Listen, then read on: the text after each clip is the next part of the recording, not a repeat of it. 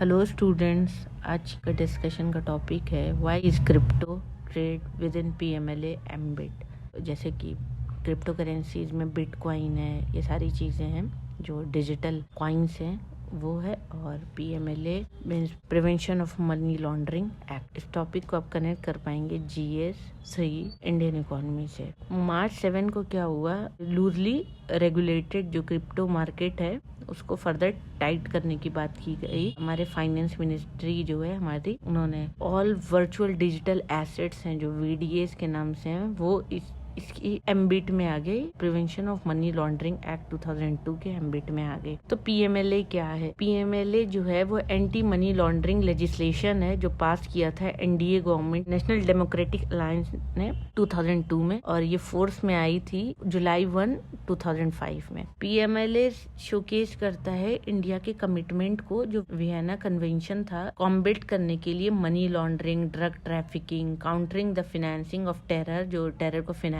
करते हैं। और इसका एम था इस लॉ का इलीगली तरीके से, मतलब गलत तरह से कमाए हुए पैसे को जो लीगल कैश में चेंज करने का जो प्रोसेस है उसको रोकने के लिए ये लॉ बना था। और इस एक्ट से जो एम्पावर हुआ था इन्फोर्समेंट डायरेक्टोरेट, जो कंट्रोल करता है मनी लॉन्ड्रिंग को और कॉन्फिस्केट प्रॉपर्टी करता है और पनिश करता है जो भी इसके ऑफेंडर्स होते हैं, जो भी ये क्राइम करते हैं उनको पनिश करने का राइट इन्फोर्समेंट डायरेक्टर्स को है। जुलाई 2022 में union minister of state for finance Pankaj Chaudhary ने लोकसभा में कहा कि उनके पास जो क्वेरी आई, केसेस जो रजिस्टर्ड हुए ईडी में टिल मार्च 31, 2022 में, तो ये तो सीधा सीधा फैक्ट है कि कितने जो कॉन्विक्ट हुए, कितने केसेस जो हैं वो फाइल्ड हुए, ये सारी चीजें हैं। जो मूव है हमारा क्रिप्टो के लिए वो क्या है? गेजेट नोटिफिकेशन जो है मिनिस्ट्री ने लेकर आया क्रिप्टो करेंसी ट्रांजेक्शन को लेकर, वो within the ambit of PMLA ला रहे हैं ये। और इसका मतलब है कि इंडियन क्रिप्टो एक्सचेंजेस जो होगा वो रिपोर्ट अगर हम करना है किसी भी स्पीशियस एक्टिविटी को रिलेटिंग टू बाइंग और सेलिंग ऑफ क्रिप्टो करेंसी, तो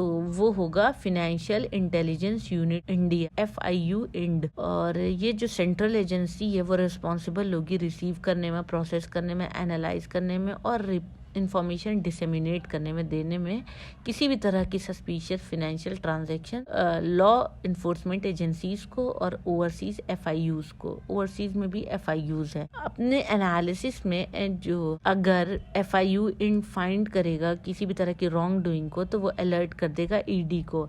under section 5 and 8 sub clause 4 of the act, ED जो है उसके पास डिस्क्रिशनरी पावर होगा सर्च करने का, सीज करने का। कोई भी सस्पेक्टेड प्रॉपर्टी अगर है किसी भी जुडिशियल परमिशन के बगैर, तो उसके पास सुओ मोटो पावर होगा। क्यों गवर्नमेंट टाइट करना चाह रही है किसी भी तरीके की लेजिस्लेटिव ग्रिप को डिजिटल ट्रेड में? एक डेकेड से भी ज्यादा अगर देखें थोड़ा सा, तो क्रिप्टो करेंसीज है या नॉन फंजाइबल टोकन्स है या किसी भी और भी तरह की जो डिजिटल एसेट है, रेगुलेशन फ्री एनवायरनमेंट में एंजॉय कर रही थी, आराम से चल रहा था सब कुछ। लेकिन कुछ कपल ऑफ ईयर्स से क्या हुआ, जो डिजिटल एसेट का यूज है वो मेन स्ट्रीम में आ गया और रेगुलेटर जो है वो हॉकिश हो गए, उनका थोड़ा सा स्ट्रांग हो गए उसको रेगुलेट करने के लिए। तो जो वैल्यू थी जितनी अभी क्रिप्टो करेंसीज की है, तो लगभग वो $804 बिलियन है एज ऑफ जनवरी 3, 2023। ये जो डेटा है crypto currency price tracking site का coinmarketcap.com का। सिंगापुर की जो GDP थी 2021 में, उसका डबल जो अमाउंट है वो क्रिप्टो करेंसी में वो चल रहा है। इंडिया में according to survey conducted by crypto exchange KU Coin, लगभग 10 करोड़ से भी ज्यादा इंडियन जो हैं वो इन्वेस्ट किए हैं क्रिप्टो करेंसीज में। अगर सेपरेटली देखें तो रिपोर्ट के according blockchain analytics from Chainalysis, जो जिसके एनालिसिस है इलीगल यूज अगर करते हैं क्रिप्टो करेंसीज का, वो अपने एक रिकॉर्ड हिट किया है $20.1 बिलियन लास्ट ईयर। ट्रांजैक्शन जिसे एसोसिएटेड है वो सैंक्शन हुआ है और वो जंप किया है लगभग 1 लाख फुल से ज्यादा, और वो मेकअप कर रहा है 44% of last year illegal activity. तो काफी ज्यादा इलीगल एक्टिविटी हो रही है क्रिप्टो के थ्रू। ट्रैक करना मनी को क्रिप्टो करेंसी वाले ट्रांजैक्शन में रिक्वायर कर रहा है न्यू टूल्स या न्यू अप्रोच का हम यूज करें और ट्रांसफर करें जैसे कि फंडामेंटली जो हम यूज़ करते हैं ट्रांसफ़र करने में ट्रेडिशनल बैंकिंग चैनल में, उससे थोड़ा अलग होता है। तो उसको रेगुलेट करने के लिए भी तो हमको कुछ अलग ही पॉलिसी अडॉप्ट करनी पड़ेगी। FIUs काफ़ी हद तक सिमिलर है नो योर कस्टमर KYC जो है और कस्टमर ड्यू डिलीजेंस नॉर्म से, CDD नॉर्म से, लेकिन टेक्नोलॉजिकल नेचर जो VDAs का है, जो वर्चुअली हम करते हैं, तो वो एक न्यू चैलेंज है गैदर करने में इंफॉर्मेशन को। उसके लिए रिक्वायर होता है इंटेलिजेंस यूनिट जो ब्रॉडन करेंगे अगर हम इंटेलिजेंस फ्रेमवर्क के थ्रू, तभी वो हो सकता है। एगमॉन्ट ग्रुप जो है वो फैसिलिटेट करेगा कोऑपरेशन बिटवीन FIU और वो प्रिवेंट करेगा किसी भी तरह के मनी लॉन्ड्रिंग और रिकमेंड करेगा एनालिसिस ऑफ क्रिप्टो वॉलेट, और वो एसोसिएटेड होगा एड्रेसेस और ब्लॉकचेन रिकॉर्ड से। हार्डवेयर आइडेंटिफायर जो कि मोबाइल में भी यूज होता है, IMEI international mobile equipment identity और IMSI international mobile subscriber identity और SEID secure element identifier number, और इसी तरीके से मैक एड्रेसेस होते हैं। उसी तरीके से क्रिप्टो के भी अगर एड्रेसेस होंगे तो वो ट्रैक करने में और प्रिवेंट करने में मनी लॉन्ड्रिंग को हेल्प करेंगे। According to PwC's global crypto regulations report 2023, large proportion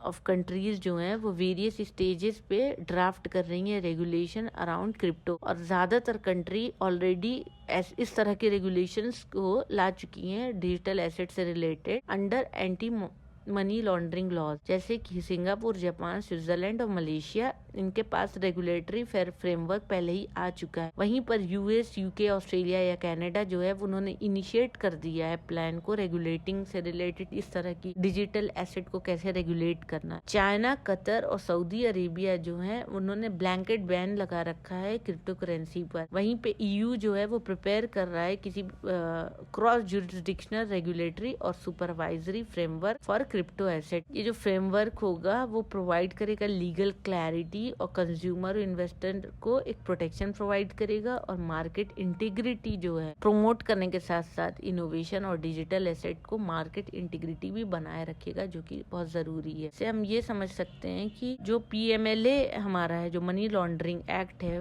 crypto PMLA के ही अंडर आएगा, क्योंकि क्रिप्टो का कोई ट्रैक नहीं हो पा रहा है, और अगर हम क्रिप्टो का ट्रैक नहीं करेंगे तो मनी लॉन्ड्रिंग जो है वो बहुत ज़्यादा होगी, और इसका ट्रैक करना बहुत ज़रूरी है। तो इसके साथ मैं आज के एडिटोरियल के एनालिसिस को फिनिश करती हूँ। Thank you for watching my video. Please share, like and subscribe.